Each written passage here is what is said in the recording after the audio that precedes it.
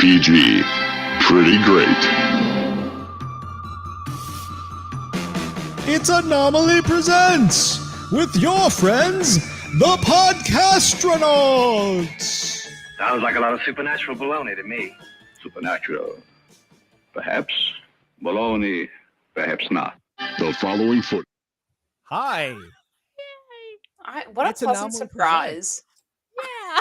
KP and I's faces for the podcast listeners were delight. Just pure delight. Like, ooh, something new. I love throwing a little something extra in and not telling y'all. It's fun. Yeah. It was great. Thank you.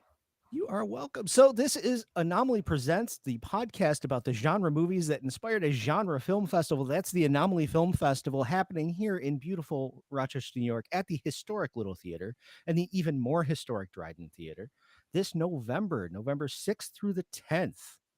Anomalyfilmfest.com is the website. We are your Podcastronauts. My name is Matt Austin, and with me tonight are Kristen Pelk-Pacheco. Good evening, everybody. Should I say hey, we're the Podcastronauts? Perfect. Thank you. Yes. And also Megan Murphy. Hi, it's me. I can't compete with that. KP nailed it. So we are here tonight to discuss, we talked Spice World on the last episode. If you haven't heard it, go back and check it out. So we're in this musical movie mood.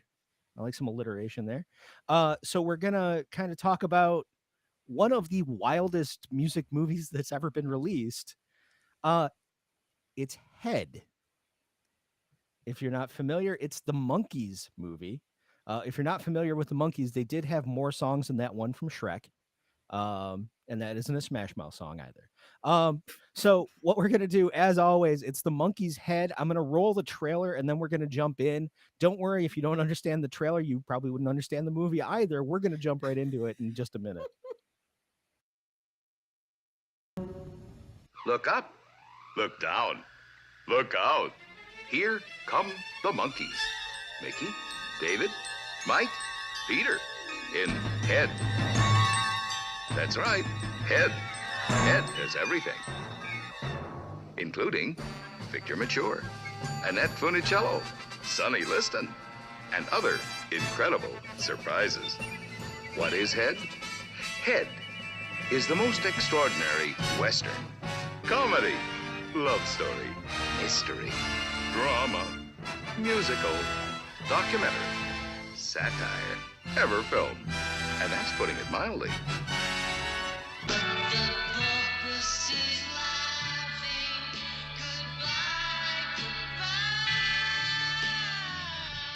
Head for general audiences.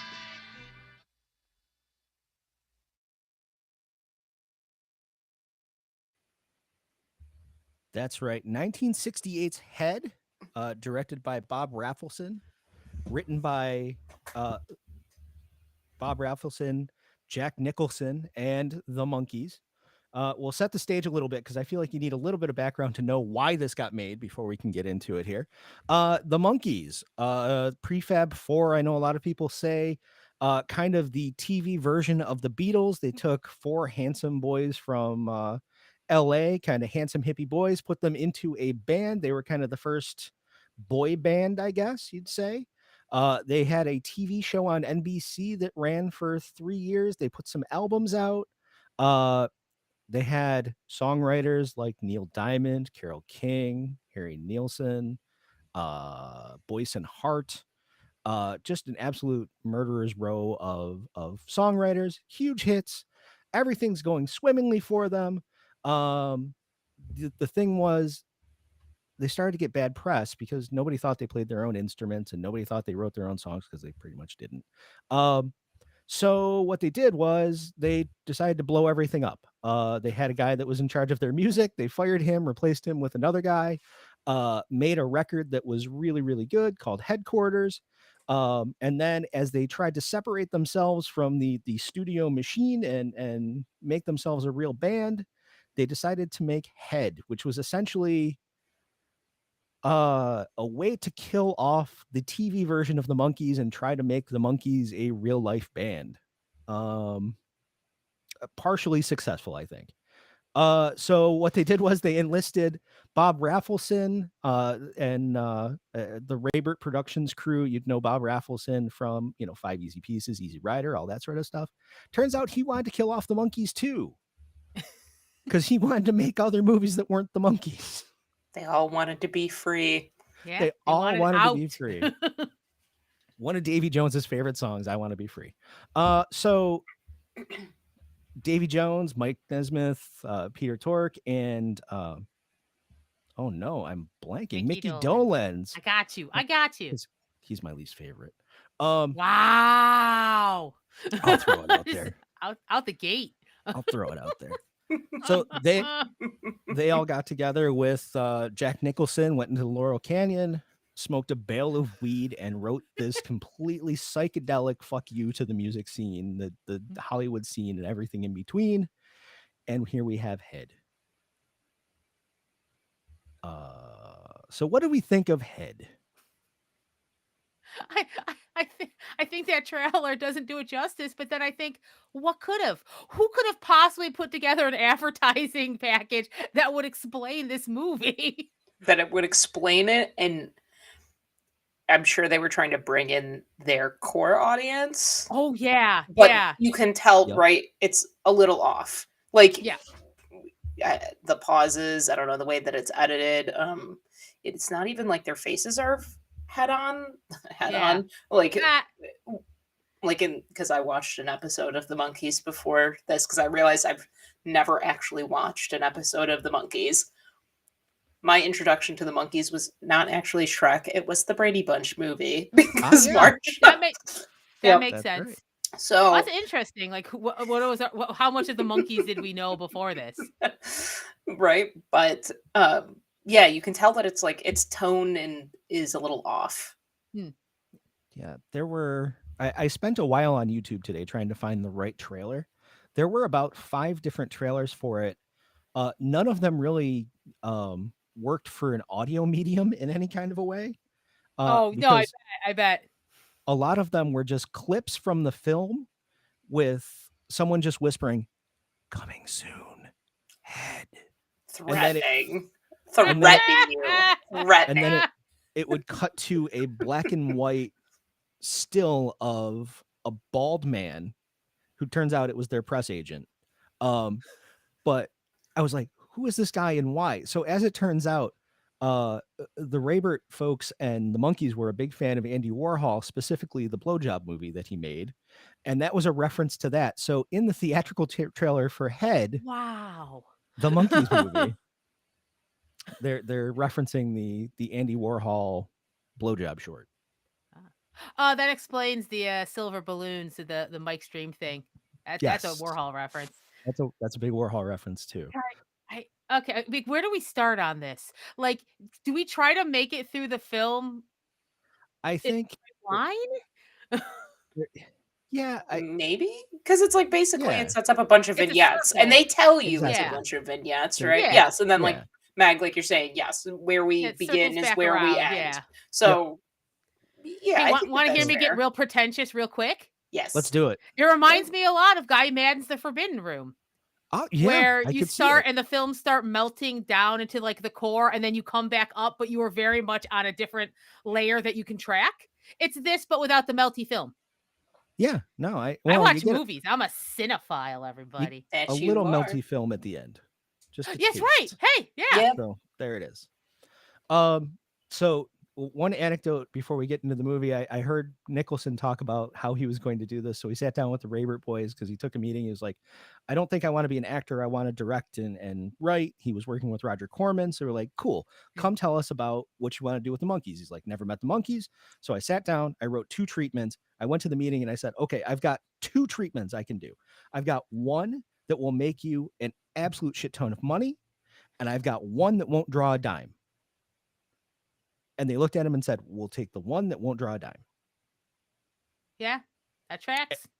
Head. You think we would have gotten Spice World? Yeah, you know, that's exactly with World, the one with the first one. Would have gotten Spice World or Help or something like that, because And Help was kind of wasn't it- contemporary. And correct me if somebody else fact checked this, but the original runtime, because this is a short film. 86, I think. Yeah, 86 minutes, and I think the original runtime was 117 is sticking out in my mind. Like, so I am curious what was cut out, right?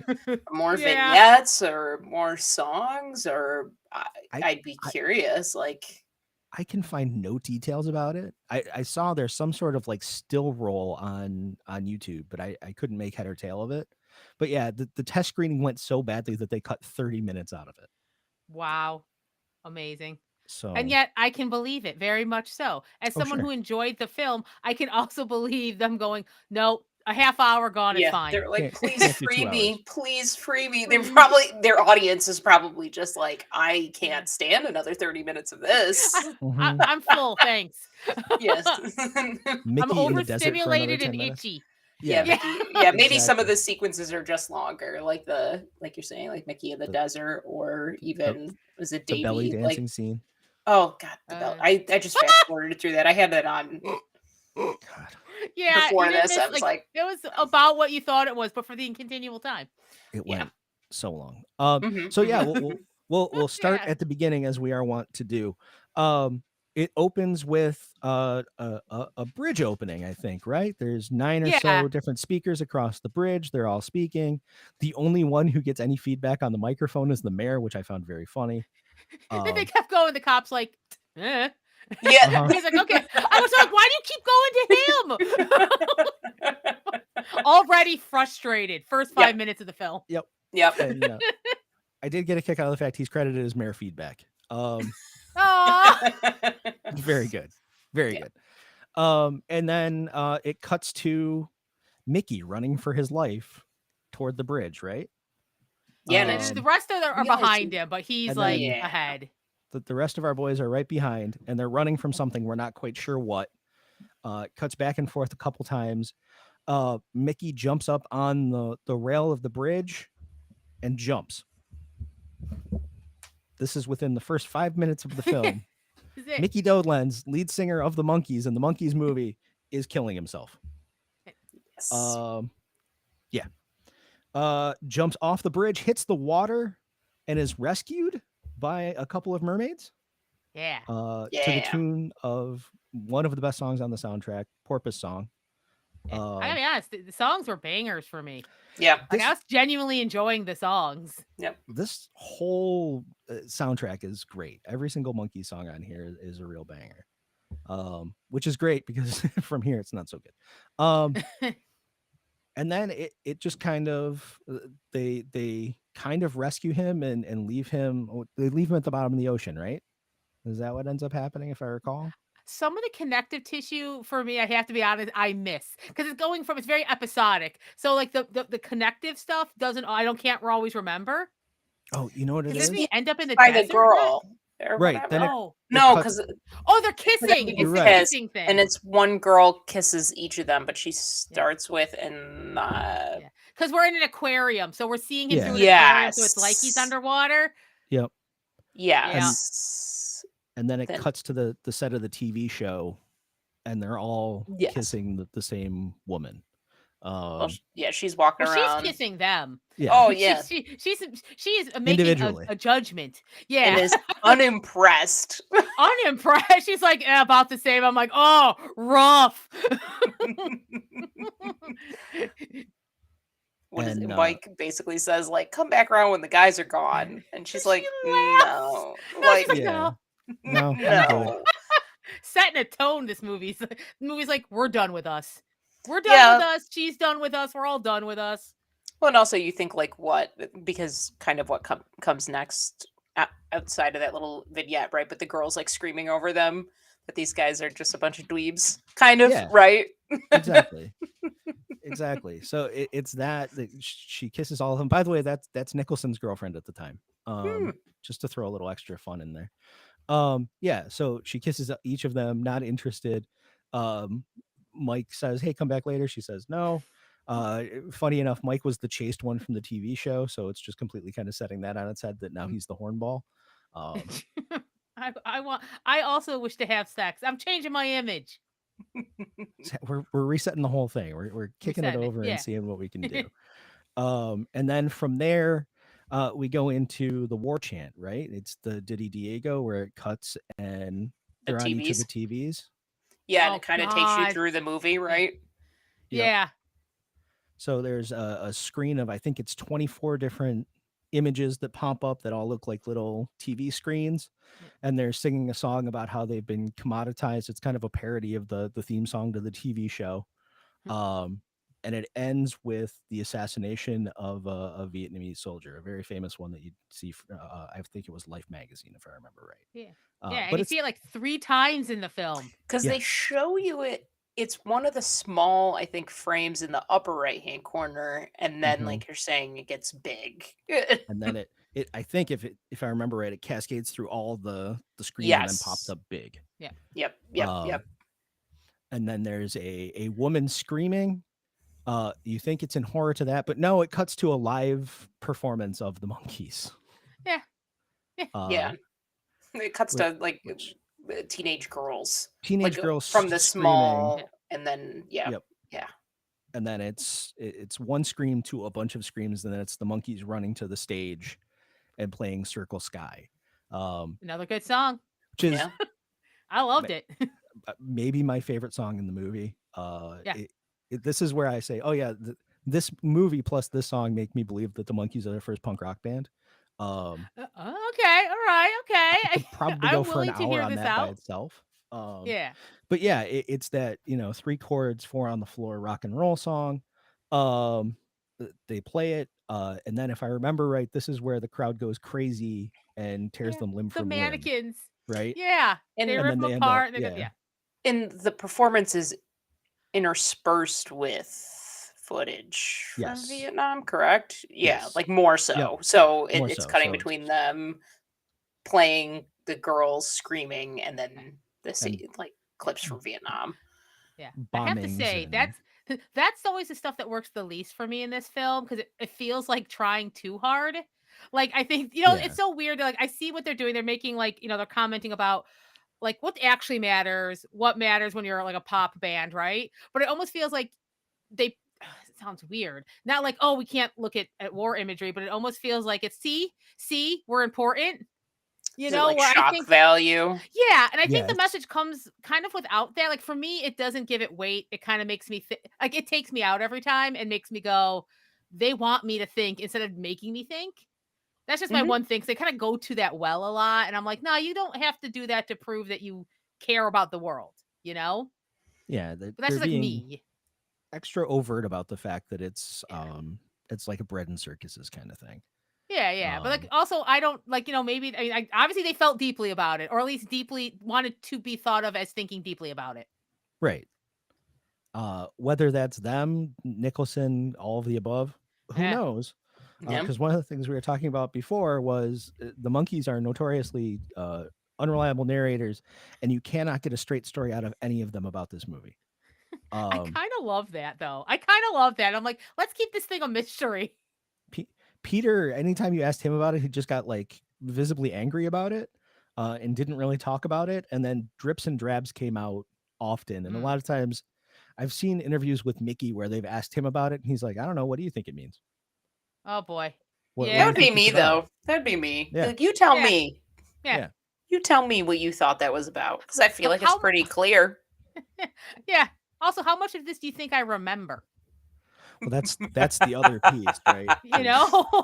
Yeah. Well, and I think anything that I've read, and Matt, I'm sure you've seen this as well, but right, it seems like it was something that was very passionate and important to everyone involved.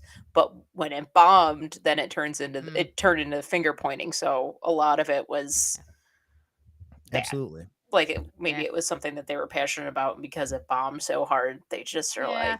like, have a bitterness towards it. Yeah. I can see that. Like protecting themselves a little. Yeah, because it gotta be, Yeah. this was gonna be the turn. This was gonna be the change, and it wasn't. Right. Yeah. And yeah, it was already kind of on thin ice. The TV show had just been canceled. And they were talking about the next record was going to be a double album where each one of the Monkees got their own side of a record. So it was going to be the Mickey side, the Mike side, the Peter side, the Davey side. because they weren't recording together anymore. They were kind of Yeah, doing the yeah. White Album thing. They each So it wanted to was- go in their own direction, right, with their own sound, which I Yep. feel like you get a little bit in this. Yeah, because I think you could watch this movie and sense that there's a chunk of this where they are separated for one of them or all of them. Like they all are having their own chunks of stuff. I would say they're apart more than they're together in this film. I haven't run the numbers yet, but You know what? You're right, because there's only a couple different times I can think of where they're all together on screen. yeah. They have an like, entire time where they're looking for And, like- Davy. and, like, Peter just yeah, disappears all for a of them. while. Yeah, Yeah. where all of them are together. Yeah. Maybe 2 or 3. Yeah. There's usually 3 at the most. Yeah, and Yeah. it's usually either Peter or Davy missing. If I Yeah. recall. I would say Mickey and Mike are in it the most. Like Which- interacting and actually in that same movie in the Yeah. same scene together. which kind of stayed true for the rest of their careers, because that was kind of how the Monkees ended. The final real Monkees tour was Mickey and Mike. Oh, that's interesting. And Mike didn't come back to the band until after Peter died. So Fascinating. Yeah. All right. I don't know. I think one of the strengths of this film is not something that you could plan for, which is it is definitely a change. A change is happening, and I don't think they're fully in control of it. The fact that like the next film Raffleson directed was 5 Easy Pieces, and he produced Easy Rider, 2 films that blew up American cinema and changed it forever. Like you can see it. It's like this is almost like not even the lit fuse, but like the fuse being made. Like it's messy because they don't know exactly what they're doing, but because they don't, stuff happens that normally wouldn't happen in a film. Like you can feel it. Yeah, I heard somewhere somebody said that Raffleson wanted to include every single genre he could in this because he didn't know if he was going to get a chance to make another movie. Fair. I can do that. So that's why you've got Western and action and action romance. and romance, like a war. Yeah. The war scene, which was, I think that's where we're headed next, right? Is correct? The trench warfare with Sergeant Mike telling Peter to go out and run and get more ammunition in the trenches while Mickey is complaining about there's no reason to wear a helmet in a trench. No reason to wear a helmet. Why? I It's mean, too nothing heavy. else on me is covered, and it's too heavy. I don't feel like wearing It's too it. heavy. Yeah, Yeah. I'm like, all right, yeah.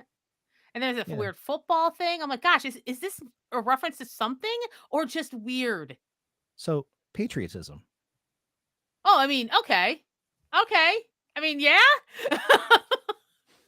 It's a stretch, Sure. but you can get yeah. there. Yeah. Yeah.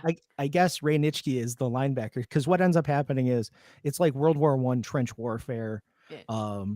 Peter jumps up out of the trench to go get more ammunition for the rest of the boys in the trench. He's running along, and even when he's getting bombarded, he's stopped by a photographer for Life magazine to get a picture of him. So that there's like, even in the worst of times, I still have to deal with being a celebrity.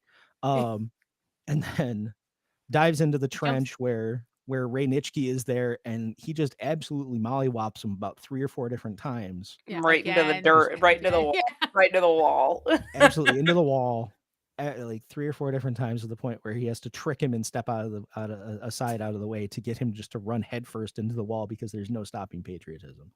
And then he gets Allegedly. the football helmet, right? And then he gets the football helmet. He gets the football helmet that he thinks is much more comfortable. Yes. He gives it to Mickey. Like, He takes it here, back I to got Mickey. this Here. for you, buddy. This will work better for you. It just cracked me up. I was like, that's a weird moment of sweetness in there. Yeah. Because that was always kind of Peter's gimmick, is he was the sweet and dopey one. So there you go. Yeah, well, we'll get there. Yeah, we get to the dopey part. Yeah. Jesus. Yeah, that part's rough. Yeah. And then from there, where do we go? I'm trying to remember. Is that where they? Is it the desert? Is it the Then desert? the desert. It's Yeah. Mickey in the desert. That trying goes to on get for a it. while. Trying to get the Coke from Yeah. the last, a Coke can from the Coke machine, but it ate Yeah. his. Ate his quarter. Is it a quarter? Yeah. Was it a or quarter better. back Yeah. then in That 1968? sounds Let me about call my bad. mom. Yeah. Maybe a nickel. Right. And he can't get it. And he's jumping at it and he's banging the heck out of it. And then a tank rolls up and it's Yeah. the Italian It's an army. Italian Yeah, guys. tank. Yeah. Yeah. I was like, this for me, it went on for a while. I think the Mickey parts where he's doing like slapstick go He's- on a bit. Yeah. He does a lot of tumbling. This is why Mickey Dolenz drives me insane. Tell me he- more. He is the most Hollywood LA child actor. He was on a show called Circus Boy before he was on in the Monkees, but everything is very much, yeah, babe, yeah, it's a Hollywood thing. We'll just go out and do this, and yeah, no, yeah, let's do lunch, like that really like annoying, the business of show and all that stuff. So you can kind of see it with the way he tries to be like this vaudevillian, and it's just Doesn't hit. interminable. doesn't feel I bet authentic that enough. hour. That I feel like a half hour of that, like 25 minutes of that was Mickey falling down something. Yeah, Yeah. look Fair. at me, I can do pratfalls. Good for you. Yes. bud. Anyway, So what? great singer though. Yes. And then the Italian army, like ask him if he's American, and then they all, like a clown car, come out of the tank and hand over their guns and walk off into the desert. Yep. And then Just- he gets into Right. the tank and blows the Coke machine away. Yeah. Yep, that was the end of that. And then is that the belly dancer scene from there? It has to be. It makes sense. I think so. Yeah. I fast forwarded a little bit. Yeah. I was in Yeah, the no, middle, I- like this last refresh. Because it's Yeah. still a little Mickey centric, so I think we Yeah. went to that where it's just like a lot of gauzy shots of belly dancers and they're smoking sing the another- hookah. They sing another Yep. song, right? Yep. Yeah, That- yeah. That's a Peter song. It's "Can You Dig It," which is Okay. not my favorite, but still good. I feel like it's something I'd put in the background if I was just like like I wouldn't actively listen to it. I'd have it on in the background, and I mean this is not an Yeah. insult, but like when you're just kind of grooving along. Like if I was working on the computer, like it's that. Like Yeah. all right, I'm on the groove. Yeah. Yep. It's just long for a scene. Yeah. It has no focus. It's all vibes. Yeah, because like you think of like their first performance, it's the teen girls in the war bit. Like it served a purpose. Yeah. More Yeah, so this than it I'm felt like- like this. Maybe it's Yeah, just no, more they're trying to exactly. amp up the sex aspect of it, or like the sexual aspect of it. Like we're not. Maybe that's it. I think so because it is very much like ooh, sexy belly dancers. Like that to me seems to be the point. Like all these ladies are dancing here, and there's not another thing Yeah, that I can get from it. Yeah. we're moving past the chase teeny bopper thing and trying to get more into Yeah. it's the I think Miley- that's right. KP, I think that sounds right. Like we're adults. We're adults Yeah. now. So Yeah. belly dance. the We're international. yeah. That too. International hips, everybody. International hips. internationally lie? horny monkeys. Yeah. Do they lie? Do the hips lie?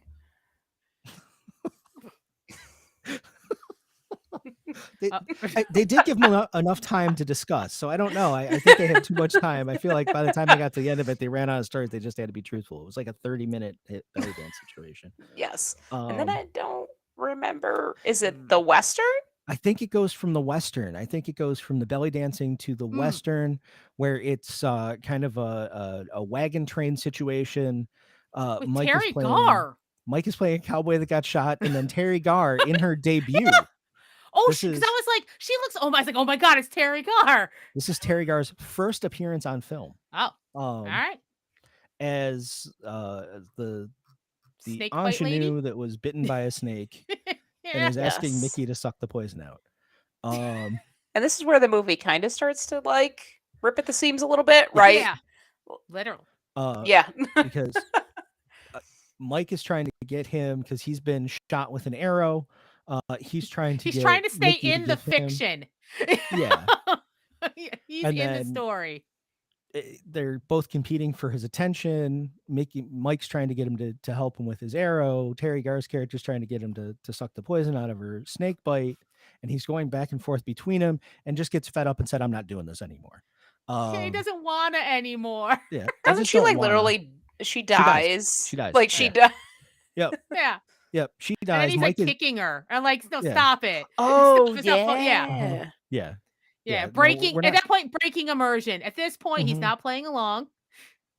Yeah, And he's not interested in telling the story anymore. No. So and he walks not He tears offset through? through set. Yeah, the set, through the yeah. background. Yeah. Yeah. Mike is desperately trying to keep him in, And he's Yeah. just like, I've had enough. He stands up, he kicks Terry Gar a couple times, like, okay, we're done playing. And then 2 prop arrows hit him right in the chest. He's like, yeah, we're done. Yeah. And he just kind of Yeah, and takes he him, bats him down. I don't want breaks it them off, anymore. turns around and just walks through the matte painting. Yeah. And that's that. And then they Which, you know that's what? the It's thematic to the film because they're not just quitting; they want to destroy it while they go. Because he Right. could just walk off set, but he doesn't. He walks through set. Yep, exactly. And then does he walk through that and into the It's like a train, and then there's another guy who's telling them, like, "Hey, yeah. we can come out at like we can do think of the merchandising." That dude who That's shows right. up a couple times. Yeah. He's like, think of all the merchandising we can do. The blonde wigs, and then he's talking about swords being the phallic thing is in. Yeah. That was Yeah. a- What?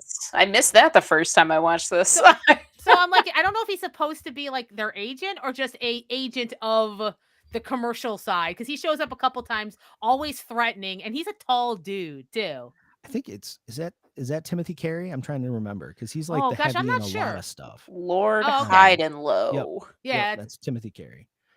So he's in a bunch of stuff. He's in Cassavetes movies, and like he's usually kind of like the Paths of Glory. He's the private Paths of Glory. He's great. He's in all sorts of stuff. well, he was real- interesting. I was Yeah. trying to figure out what he symbolized, but he's so interesting because like he's an actor in this movie. Like, not Mhm. I'm not denigrating the monkeys, but this No. man is an He's actor and an he's playing a character. Yeah. Yeah, And you were like, oh, I know what this is. Right. He's playing a character and I can follow along. Exactly. Yes. Yes. And then I'm trying to remember, is that where we Then end it up cut- cuts to Davy. No, not yet. No. Is this where we Oh, we the cut- boxing bit. That's Oh my right. God. Yeah. Yeah. Yeah, because Davey's missing for this chunk, right? Yeah, this is he's just Mike and Mickey, and then just Mickey. Yeah, then Davy kind of gets his bit, like Rocky-esque, where it just jumps to him fighting in the ring, I think, Yeah. first. Yeah, And you yeah. see Mickey and Mike are sitting in the stands, and Davy's whole face is bruised, and he's bleeding, and he gets knocked down.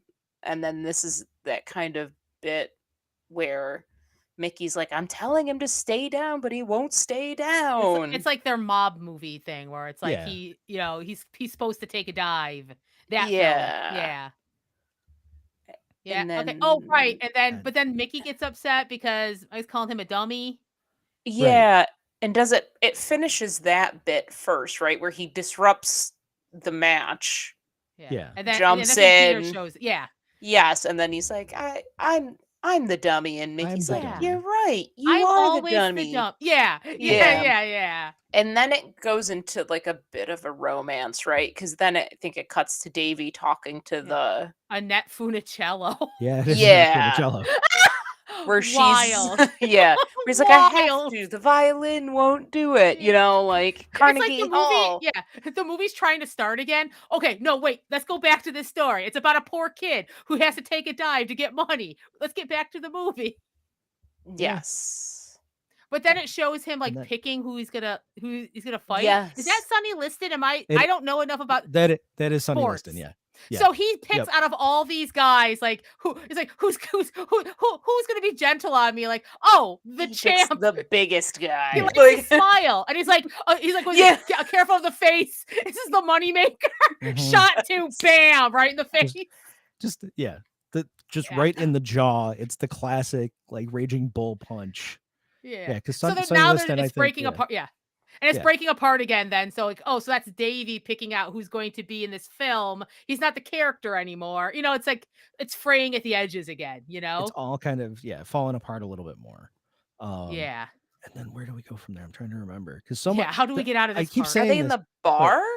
I think then they this go is to the- where, yeah, All four of them go into the bar, yeah. and you have the waitress, and they're all trying to Oh order, no, Peter was there. Peter was already Yeah. He was there. already there. Yeah. holding the holding ice the- cream With his- that he he's doesn't been there want. for a Yeah. while, stuck Having there a with the crisis. strawberry ice cream that he does not want. Yeah. Everyone leaves because the monkeys are coming in and they don't like these kids. Oh yes, like they Yeah. can't get. They're Mhm. fighting their way to get in. Yes. and they Yep. Yeah. can't because everyone is leaving. And Yep. then they just have an antagonistic relationship with this waitress for a while. I'm like, okay, and there's no base. We have no idea why. No. Some of the funniest one-liners in the movie, though. Oh yeah, she's In tearing the him mouth apart. or whatever. Yeah, he's Yeah. like, they're all just insulting her. She's insulting them. She's insulting Yeah. them. Peter's It's having a great. breakdown with his ice cream. This ice Yeah, cream They just all quietly decide in the to- corner. Oh, right, because that's when they all just like the three of them decide to leave. Yep. Now, is that when with Peter and the waitress, or does that come back? No, I think that comes back because that's Yeah, because I think we leave that for a bit, We leave and then that we for come a back to second. him later. There, yeah. Because one of my favorite lines in the movie when they're all walking out and the waitress yells, "What do you want me to do with the food?" And I think it's Mike just yells out, "Have it cleaned and burned." It just Yeah. it cracks me up every single time. Yeah. Okay. And then God, this is wild to keep track of. Yeah, it's Yeah. almost impossible because it goes all over the place. All right, And so they it's leave. hard to keep up. And I don't remember what Mhm. happens when they leave because I only remember the bit when Peter hits. Is that when The they end up in the waitress? factory for the first time? Oh, But then they're all in the Right, factory. they're all in the factory. See, this Mm. is where it gets hard because now we're about halfway into the movie. yeah, we're halfway in, everybody. And Well, you know, we it- can cover the Peter thing, and then Yeah, knowing why that there don't was we? Yeah, something in because it makes between. sense. Yeah. Yeah, because Yeah. basically, so Peter hits the waitress, and then the scene cuts. They say like, the scene is over, and Yeah. then the waitress takes his wig off, and Right. Peter's then like, Peter's that having- doesn't yeah. feel right. It doesn't Yeah, feel Peter's having a right. breakdown about he's like, no, I'm the nice guy, going back to I'm the nice guy. He's just And- so worried, and like Nicholson's there and the director's there, and they're like, Yeah. oh no, it's great. He's like, I don't know though. I don't think I should be hitting a woman. He's being I- completely ignored. Like, complete Well, everybody. Yeah. And at one point he's like, "Well, this is still for the kids, isn't it? This is for the kids. right. This is Yeah. I can't hit a woman. This is for the kids. Isn't this for the kids? Isn't Yeah. And he just keeps I going like the back movie to this breaking like, that down. Yeah. He right now Peter still thinks he's TV Peter. Yeah. And he Yes. hasn't And- he hasn't made, you know what, that's interesting with him being missing. It feels like the other three are catching up to not being their TV versions quicker. It takes Yep. Peter a while. In fact, probably only when he like meets the wise man and he becomes I think that's the one time where all of a sudden, like, oh no, Self-actualized Peter Peter. decided now he's going to be the wise one. But before that, he's still TV Peter, and he doesn't know what the hell is happening. You know Yep. what? If I think about that, that makes a lot of sense because we really don't see much of Peter until we get to the diner, right? Yeah, And he's yeah. just Oh sitting yeah, there we with feel the like ice where the cream hell's cone, Peter? Yeah, And that plays out a lot like a scene from the TV show. yeah. yeah. That's wacky with all the insults and stuff, where it's like heightened. Yeah.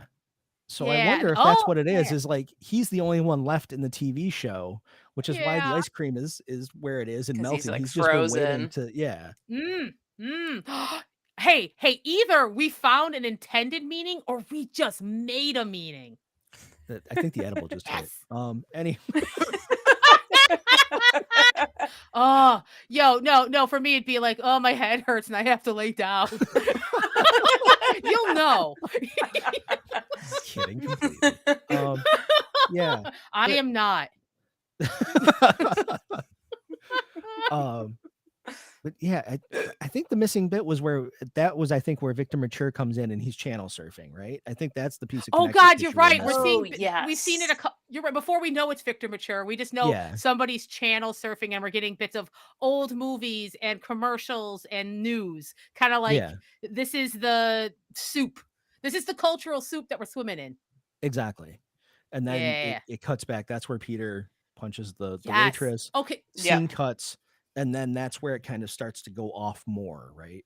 And Yeah. then I think they end up in the factory. Then they end up in the It's factory. got to be soon. Yeah. Yeah. And then they get Where it's just a general factory that just does stuff, and it's creepy Yeah. in there. And then people are dying. People are getting Yeah. hurt. Mhm. That's then like Davey OSHA keeps, does like, not exist. Davey keeps seeing stuff, and Peter keeps going like, no, just keep on going. And Davey's seen people's heads fall off. He's seen people drink from a spigot. Yes. He's seeing Yeah. bodies being wheeled away. Yep. Yeah. But then they get is that the They- commercial or the box? Then they That's- do the commercial. That's the commercial. Yep. where That's they're what- dandruff. That's where they're Yeah, like why are they dandruff. all in white suits? Yeah. And they're like, "Come on in, boys," with the flashlight, and it's all, and the spotlight's all dark, and then there's just like this weird material, and they're like, "Just get in there and move around a bit," and then they're like, "Cause you're dandruff." Pretend you're dandruff. Yeah. So they're just, Yeah. like, moving around in this fake hair. And then it pans out, No. and is that Victor Victor Mature. It's Mature's? Victor Mature. Yeah. Yeah. Yeah, that is Victor Hollywood Mature. actor Victor Mature.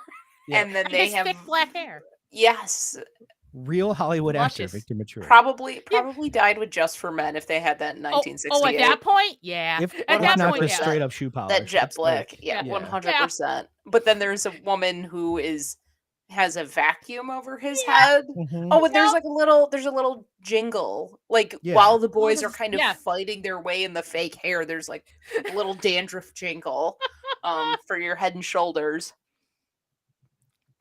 Yes, and then they get Yep. sucked up into the And then they vacuum, get sucked up into the vacuum. and then they get separated. The three of them end up in the vacuum bag, and then Well, Davy, Mike, I think, Mickey, and Peter. Yeah. and then And Davy then, like Davy's stuck in the tube. catches himself on the tube. Yeah. and He's been ends a up little more aware.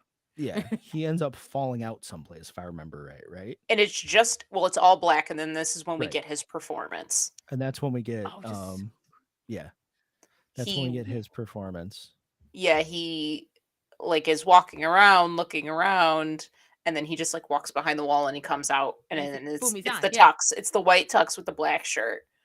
And then the black tux. Like it And keeps the going black back tux and with the forth white from shirt. all It white, all black. reminded me of Homecoming that Beyonce did with Coachella, where week 1 was the Yeah. yellow and then week 2 Yep. was the pink, and that her Virgo-ness, she had it so perfect that she could hit the cues and Every it was seamless. This obviously is going for something much more disjointed. Yeah. Yep. And, Yeah, yeah. yeah. Yeah. Like stylistically, it's like supposed to be it feels like a cute little, what's the word I'm looking for? Because I know Davy Jones was also a child actor, and I think Oh, he did vaudeville style stuff. So this is absolutely calling back to his past, doing like a soft shoe number, talking about I knew a man who wasn't my dad, and I knew a boy, right? But the Yep. lyrics are a little weird, and they're all about weird sadness, and he seems too on. There's Yep. just that little edge of this is weird. And this is why I Yeah. say I know this is choreographed by Tony Basil. In Yep. fact, I think she's the young woman in it. I think you're right. Yeah, and yeah, I think it's just actually I think it's a really good it's a really fascinating dance number. It Yeah. really hits, and it gives a little bit of something is off, but not actively. It's not hitting you over the discomfort. head. Yeah. It's just Yeah. something's weird and off about this. Yeah. I love it. It's one of my favorite parts of the film. Same. The two Yeah. weird pieces of trivia about this. I shouldn't say weird. Ooh. Number one, Davy Jones was a Broadway actor before he was in the Monkees. Sounds about right. He was in the Broadway company of Oliver that was on the Ed Sullivan Show the night the Beatles played Ed Sullivan. So he was there That's for that. the Beatles always Oh. on his ass. Yeah, right. Other fun Davy Jones trivia, just because we're here. There was already a Davy Jones recording, so that's why David Jones isn't David Jones. He's actually David Bowie. It's because of Davy Jones. It's because of Davy he had Jones. to change his name. He had to change his name because of Davy Jones from the Monkees. I love it. Yep. And Mike Nesmith actually wanted to do the song and dance piece for this. He wanted to be the guy doing the soft shoe and everything. Really wanted to do it bad, but took a step back and you went, don't want the dancer to do it? And that's should we have the exactly why. dancer that was exactly why. He's like, this seems like such a cool thing. I would love to do this. This would be fantastic. It's such a cool idea to have the black and white. It's great. And then he took a step back and went, oh wait, there's actually a professional song and dance man in our group. Why is why am I not telling him to do that? He does some was slick moves in there. It felt like it was specifically created to be the Davy part. I'm surprised that there was ever a question. It feels like, no, this is his section. Mike just realized he was like, no, this is going to be one of the best parts of this movie. Yeah. And he's Yeah. like, I wish I could dance. And it's like, no, Right. it's not going to work. Mike was gunning for it and then just went, oh wait, yeah, that's No. that's a This dumb is- idea. Let me let the guy who's actually good at it. And the last thing is, if you see anything else that Bob Raffleson ever made since, I think he's since passed, but any of the rest of the Raffleson movies, everything is real intentional with not a lot of cuts. Because of this sequence. That's fair, Oh, because 'cause- there's a part oh, where it's like this is- very rapid. It's almost Yeah, like stutters. strobe. Yeah. There are some parts I feel like in this movie that cut a lot. Yeah. But There's still a lot of experimentation going on, so I can understand he Yeah. got it all out. Yeah. He's like, I tried every kind of film thing you could do, and I'm tired. Up And to and now I including can just the- focus on the things that I like. Yeah. Like, hey, maybe everyone should have the first film where you just do everything and then Yeah. you figure out what you like. Just and rein it then in from there. your next movies can just be a couple people calmly talking in a 2-shot. Yeah. That's all you need. He really got it Yeah. out. I like that. Yeah. Yes. I love Yep. that this ends with like Davey going back around like off screen, right? Yep. And like there's people and there's also a cow and Frank Zappa there. Yeah. Yeah. Zappa pops up. And he literally Zappa says what he said. He said that song was very white. And Davey goes, so am I. Yeah. I'm like, I had to rewind and go, did Yep. I catch that line? Very Yeah. silly. It's true, but why is Frank Zappa saying the fuck? Za- And then Zappa why is there and a his cow cow. that then talks with animated lips? Uh-huh. Hmm.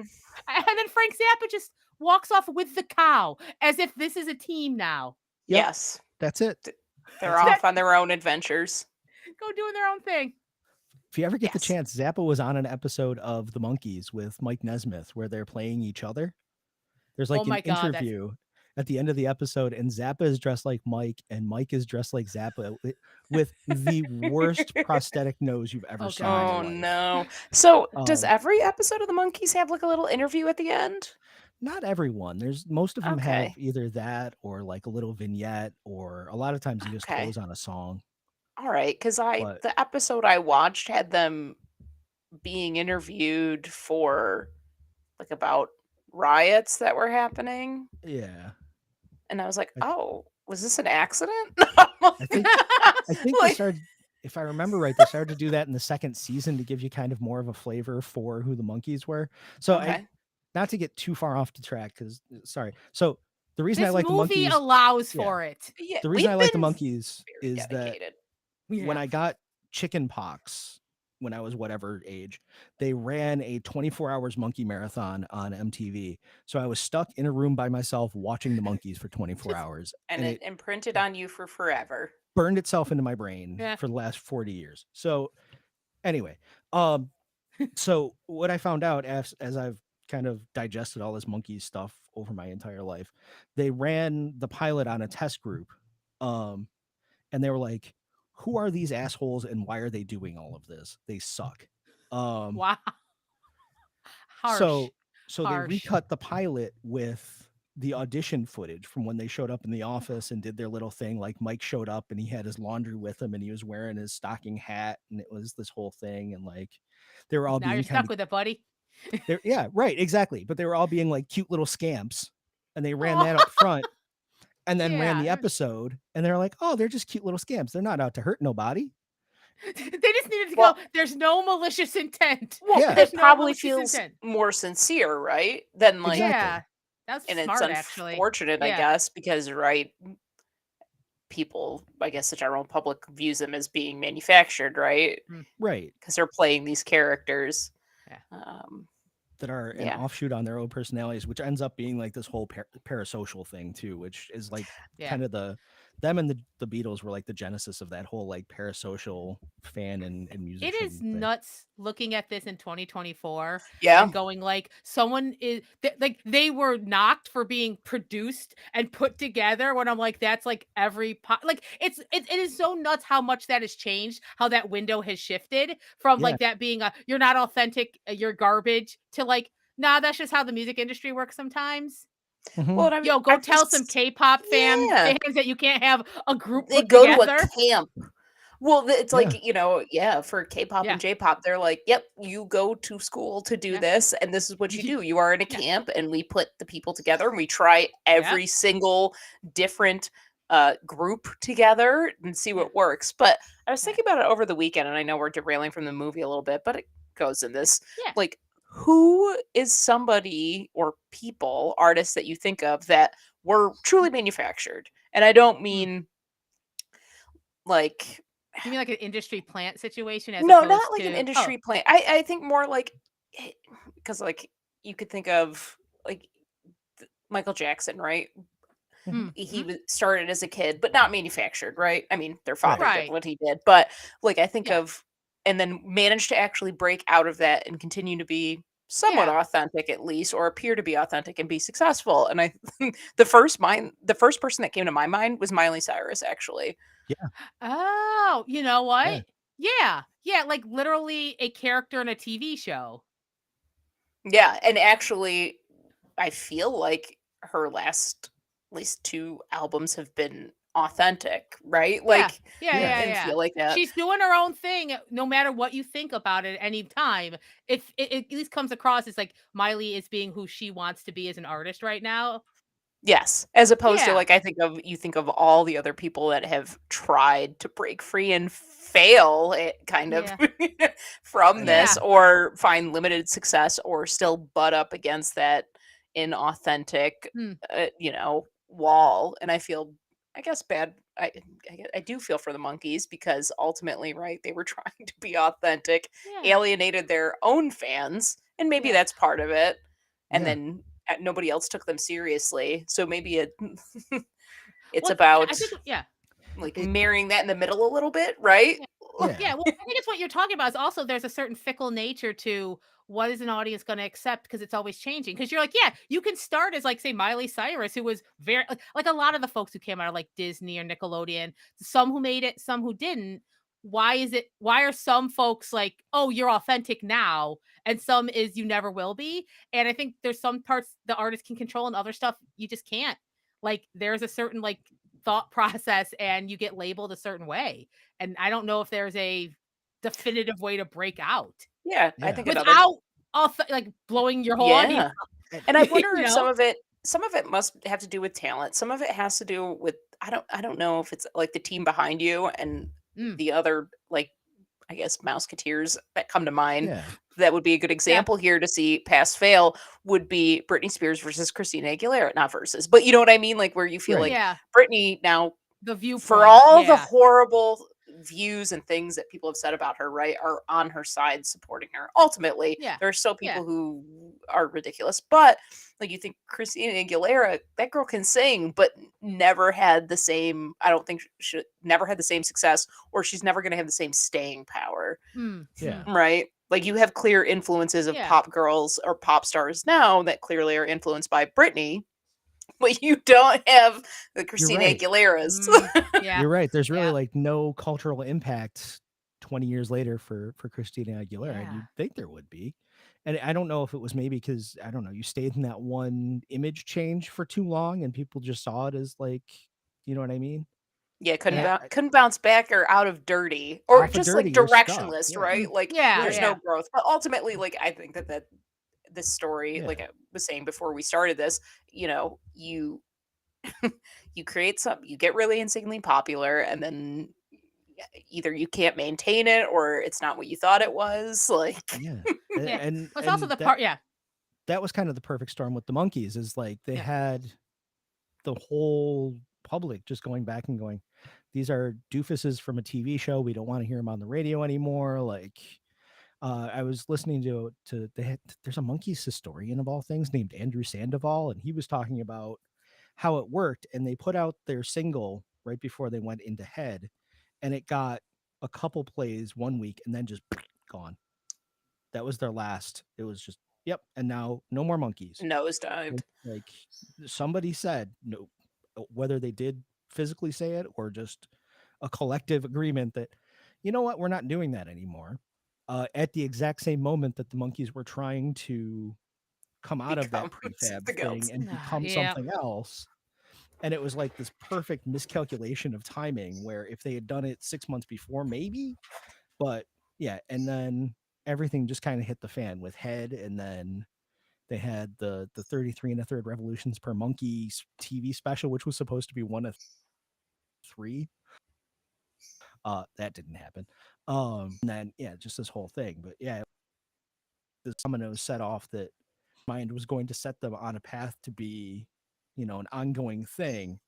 but instead just completely wrecked the band's careers, and everybody went their separate ways about 2 years later. Still stayed around for 2 Celebrity years. and fandom. So fickle. So yeah, so how do we land this plane, I guess? Okay, so then, well, I think we're almost at the end, Yeah, right? Because so basically the cop comes in, we get little weird shenanigans still. The cop Oh. knocks on it, and right, they pop out of, is it a tank? Is it a car? I'm trying to remember yeah, what they it were in is. It's a black metal box. yeah, Oh, the- even the weirder. black box, Yeah. Yeah. which was an actual thing where they kept the monkeys on set, I found out. I thought that it was a metaphor. I thought it was a No. metaphor for their previous fame. Turns out they kept them in a box. the black box with the meat locker door is where they kept the What? monkeys while they were shooting. So if they had individual things, this might be apocryphal. I don't know, because again, unreliable At this point, narrators. I'm all about believing it. They kept them in a but- box. Apparently the box was a real thing, and they had lights on inside the box that corresponded to each one of the boys, because they would shoot for 12 hours and they needed a place to go and rest and smoke and do whatever. So they kept them in the box, A monkey box. and the blue light would go off, and then they needed Mickey on set, so he would go off on set, and then they'd turn the light off, he'd come back, and then the yellow light would go on, and Mike would fuck off and do his thing. Please That be real. is That's wild. right. So like there are theories that this is actually just like a psychological experiment on Bert Schneider and Bob Rafelsen's part too, to see how much they could just break these guys. Well, mission accomplished. Yeah, it we did sounds it. like. They were May also already be struggling. May also be why they don't talk about it. Because somebody asked Oh. Ruby at one point about it, and he confirmed it, but that was the end of the conversation. Like, Yeah. Whoa, what? Oh, this is a horror Yeah. film. Someone has to make a horror Yeah. film about the So- making of Head.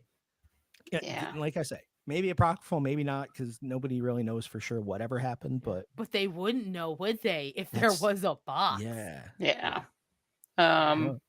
Because Peter finally has like his moment where he's like he's in a epiphany. steam room with Sonny Liston and I don't think this was an actual person. I think it was more of a generalized Indian wise man. Obviously kind of a takeoff on what the Beatles were doing, like that kind of Yes. like Ravi. Yeah, right. Yeah. So Yeah. so he's having a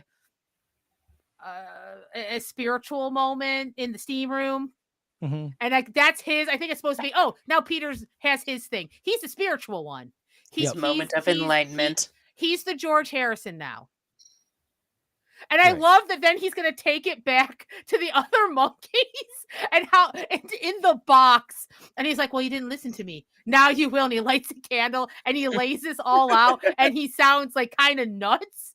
And then he's trying to be deep because he's basically repeating what the guy said, right? Which is like, you know what? The brain doesn't know the difference between an actual thing that happens and a vivid thing in the imagination. And he ends it with, but like, what do I know? I know nothing, which can sound deep. Or as Davey has a complete breakdown where he's like, why am I listening to you? He just said he doesn't know anything. This is Right. bullshit. Oh, are they still looking for Davy before that happens? Oh, you're right. The whole bathroom thing. Yeah, oh my the God. bathroom And Mike's thing. birthday hammer horror thing. Oh my God. Yeah, that was Yeah. weird.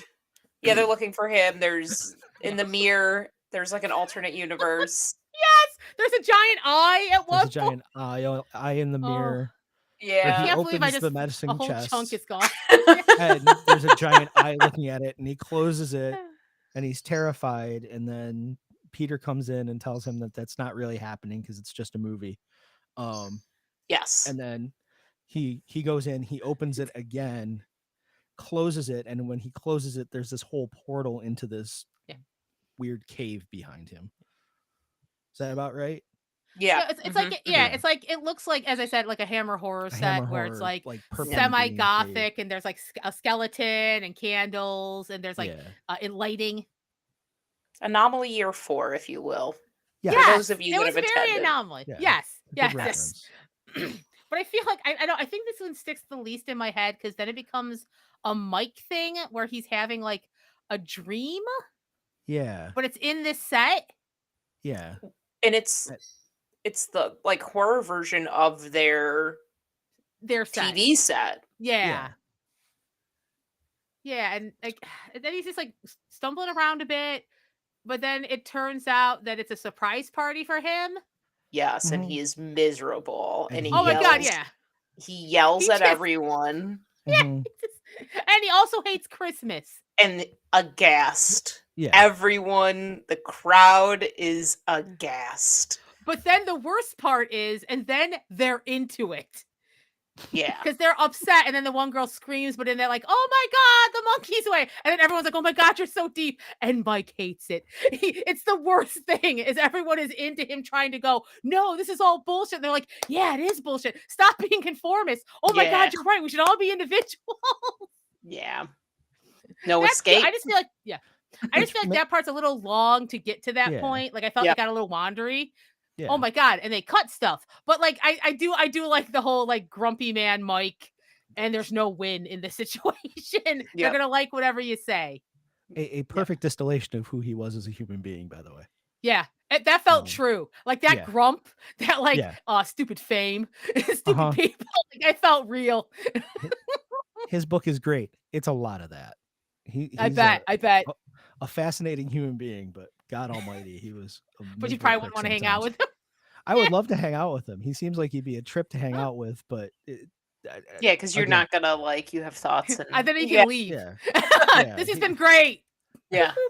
I heard Gilbert Gottfried interviewed him at one point, and he was like, "Oh yeah, I sat next to you on a plane once, and I was reading a script, and you asked me what it was about. I described it to you, and you looked at me and went, well, that sounds like a piece of shit.'"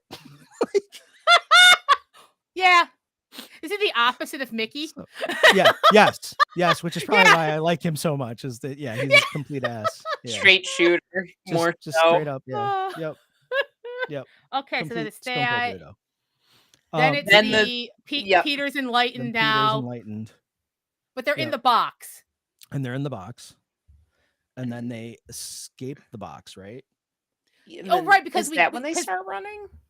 I think so, And because then then- like the whole rest yeah. of the movie starts following them. Like that guy, the tall start guy who's To been run through after all the them a couple different times. Yeah. sets, and everybody starts Yep. chasing them. The movie is absolutely falling apart. Yeah. And they are trying to run and escape the box. And they They're- end up back on that bridge. Except Yep. for and then like Mickey jumps, but then the rest of them do. Because they think it's freedom. right. But it's And- not. Dun dun dun. It's not. Instead, it ends up they've jumped into an aquarium on the back of a truck. That's just the taking box. them right back to the that's box. being driven by Victor Mature. No, he's not driven. He's just Right. in the back of it. He's in the back. He's of it. just I think he's just in the Yeah. back of it, like, hey, as if like Yeah. the old world and old Hollywood is like, oh, we win again, you dumb kids. Yep. No Vic- escape. No Victor escape. Mature And that's the haunts end. them because It it does. his whole role seems to me like he's the credibility of Hollywood. Like there's Yeah. no escaping him. He is continually like, you are nothing but the flakes of dandruff in my hair. Like Yeah, at one yeah. point he's giant and he's trying to step on them. When they're Uh-huh. going back through all the parts of the film, like he's in the Yeah. desert just literally trying to stomp on them. Mhm. Yeah, that's pretty metaphorical. The big Victor. Yeah. And they And it ends with them trapped in a box, unable to escape the past or the culture they live in. And then they're being driven into like I am assuming a studio, but it felt very much like Indiana Jones. Like it felt like they Yes. were the Ark about to Yep. be put away.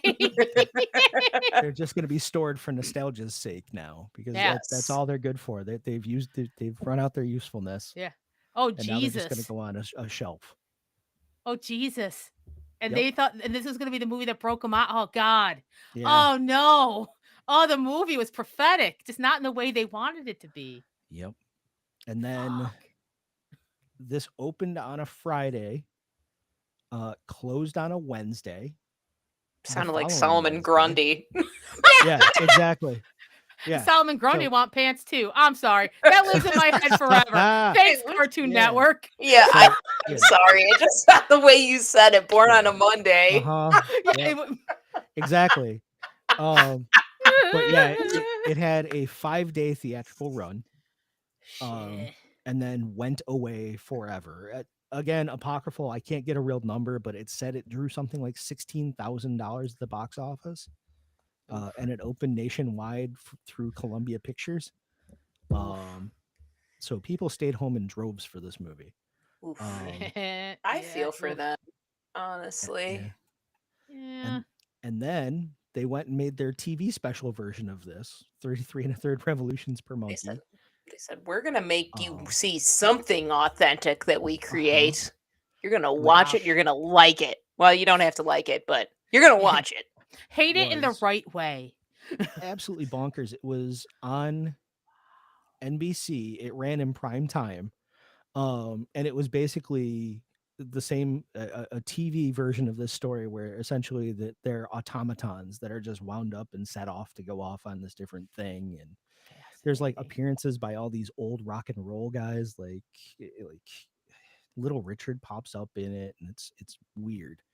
But it closes with a 10-minute version of the song "Listen to the Band," which is the most insane thing I've ever seen on network television.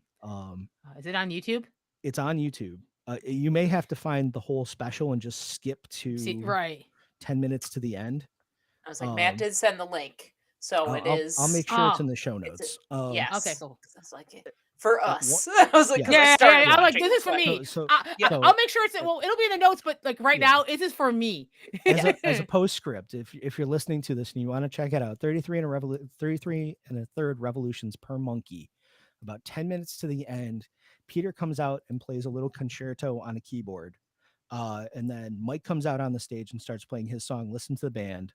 About 2 minutes in, a bunch of people crash the stage, including Buddy Miles, who at the time was Jimi Hendrix's drummer.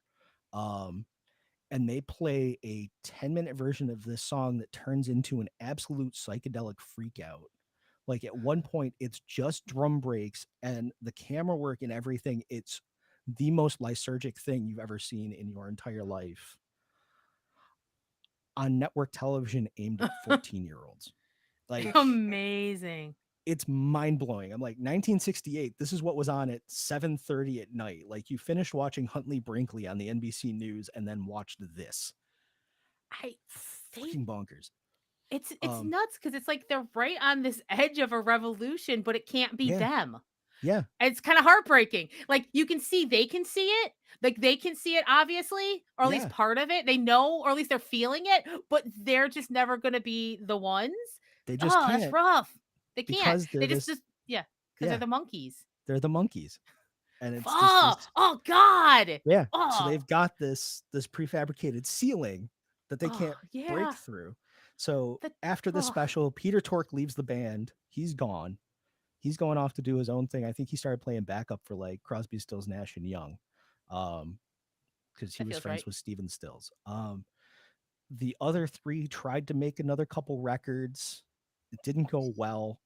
And then Davey went off and made his solo stuff. And then Mickey went off and started directing TV in England. He just fucked out of the whole thing entirely, stopped doing TV, went over to England. He was in a really bad Grindhouse movie that I've got on a DVD somewhere.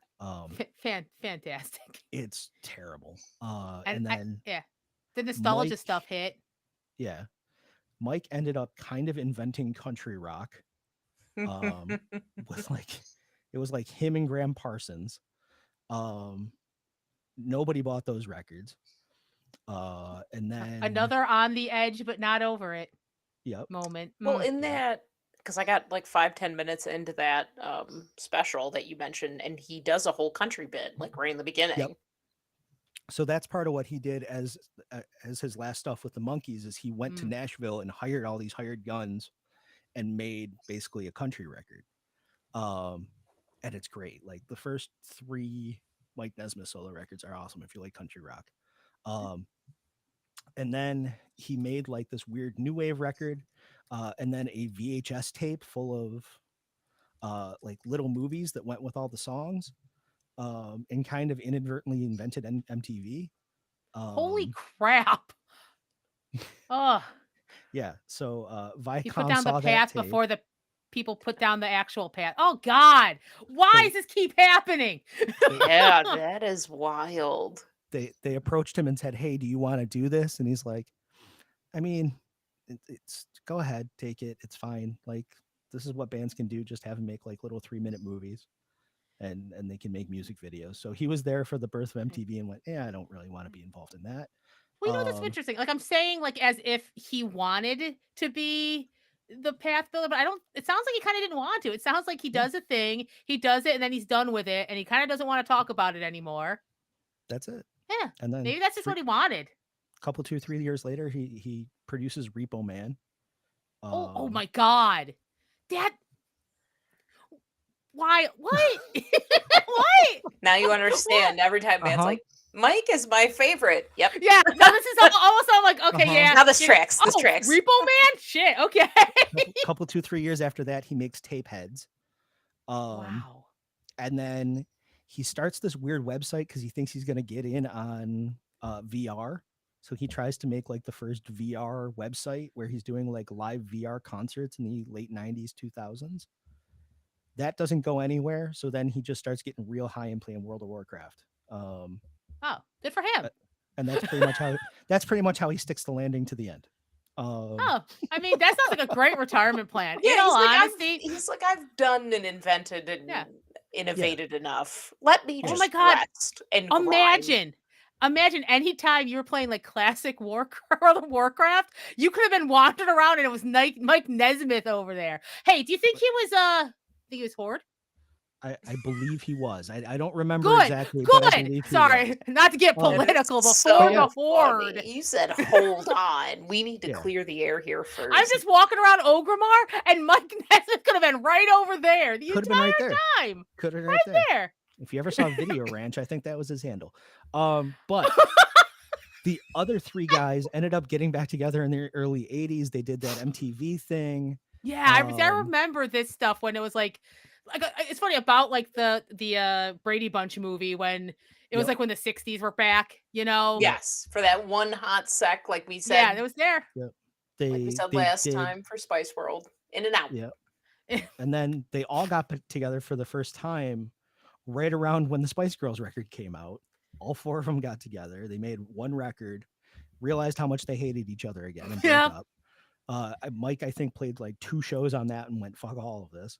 That's right. But I don't need this. My World of Warcraft is waiting for me at home. Yeah, exactly. I gotta do some grinding. But yeah, that was kind of how it happened. They made one more TV special in 1997 where it was kind of intimated that those guys just lived in that house from the TV show from 1969 until 1997. I mean, I kind of love that idea. Yeah. They just lived there. I kind of like that idea. If you're going to have a premise. They just went 30 years and played in a shitty band together and lived together for that whole time. And that's that whole time where they did like that Back to the Beach movie. Yeah. And then they redid Leave It to Beaver. That entire time where it was all like, the 60s are back, y'all. Okay, we're done with it. It's time for the 70s. They tried the New Monkeys in syndication, and that was awful. Yeah. They were just trying to get that nostalgia. Get them boomers. Which I guess that's capitalism. Our time has come. Teenage Mutant Ninja Turtles. The boomers still have all the money, though. That's the problem. Yes, that is the problem. They have all the money, and all their rock stars keep dying off. So I don't know what's going to happen next. Yeah. But yeah, that's I guess the story of the Monkees and the story of Head. Sorry to take up so much time going into No, know this stuff, but this is great. Thank you. And we were 100% on track. Yeah, like we didn't even any side conversations still had to deal with the overall themes of these movies. So very proud of us. Yeah, you know what we did? We looped it back around, so then we all jumped off the bridge at the end. I like to think every episode, every episode we're jumping the shark off the bridge. We jumped and the end shark up back in the box for the next time. Yeah. Speaking of nostalgia, jumping that shark. There you go, jumping the shark. Yeah. So that's the history of the Monkees. We are the Podcastronauts. We are a part of the Anomaly Film Festival, the Rochester Genre Film Festival that everybody's talking about. It is November 6th through the 10th here in beautiful Rochester, New York. Come see us. It's anomalyfilmfest.com. Tickets are on sale now. Passes are on sale now. We're still figuring out what we're going to show, but I will tell you this: it's 100% guaranteed bangers. Because we have some of the shorts we've seen. that we already know that we're showing. Ooh. Y'all not ready for it. You're not ready for it. Oh, man. Get ready. we got some good ones for you this year. We do. But yeah, any final thoughts before we close up the black box? No. Go watch this movie on Tubi or watch the other bit, and I guess and try and enjoy that album because it's got a lot of fun stuff on it. Yeah. I was gonna say, I think just to go back, the only song that we didn't talk about was the go-go dancing scene, where they're dancing with the girls and then all of a sudden see all the movie cameras. Yeah, exactly. Oh, all the mirrors and everything, and then they start to see the movie cameras in the mirrors. yeah. That song has one of the greatest solos I think ever in there. The title of it is amazing. It's long title : do I have to do this all over again? It's a very Mike song. Like it was for his scene. I get it right the first time. I was like, yeah, that sounds about right. You can tell Fall Out Boy was definitely influenced. Oh, yes. I'm gonna blow your mind. That was a Peter song. Really? It's so weird because I think it works so well in that scene because it feels very Mike-ish. Yeah, but that was a Peter song. Damn, Peter. The Mike song is Circle Sky. I mean, that's good too. But for a Mike scene where he's over it, it's an over it song. It really is. Peter did that and the belly dancing song, Can You Dig It? Wow, he was having lots of feelings. And then he was like, fuck it. I am done. Mm-hmm. Lose my phone. But we're number. not. Exactly. There you go. So thanks everybody. We will see you again next time on Anomaly Presents, where we will do a movie. What movie? Who knows? We'll find out together. Thanks. Why would we know? Yeah, it's in the calendar, and that's all that matters. Right. Exactly. Future Megan will figure it out at some point. We will find out in 2 weeks when you do. See you later. Bye. This has been a presentation of the Lunchador Podcast Network.